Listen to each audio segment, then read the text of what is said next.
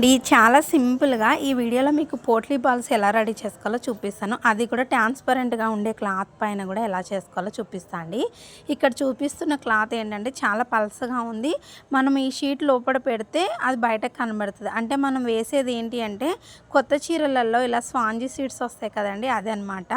అప్పుడు మనకు బయట కనిపించకుండా అంటే అంటే మందంగా ఉన్న క్లాత్ అనుకోండి ఏం కాదు.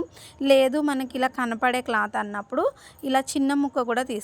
ఇలా తీసుకున్న ఈ క్లాత్ పైన మళ్ళీ ఇంకో చిన్న ముక్కను పెట్టి దానిలో మీరు ఏ సైజ్ బాల్ చేయాలనుకుంటున్నారో అంత ఈ స్పాంజిని కొంచెంగా తీసుకొని రౌండ్గా చుట్టేసి దాని లోపల పెట్టి ఇలా దారంతో బౌల్ షేప్లోకి ఇలా తిప్పి చుట్టి ఒక ముడి వేసేయండి. అంతేనండి. మీరు ఏ సైజ్ కావాలనుకుంటున్నారో ఆ సైజుని బట్టి మీరు ఈ క్లాత్ ఉంటుంది కదా, అదే మన దగ్గర ఉన్న ఈ షీటు దాన్ని తీసుకోండి. ఒక 2 సార్లు ట్రై చేశారంటే ఈజీగా వచ్చేసి ఇలా రౌండ్ తిప్పి ఇలా పెట్టేసేయండి. అదే మందంగా ఉన్న క్లాత్ అయితే 2 క్లాతులు పెట్టవసరం లేదండి.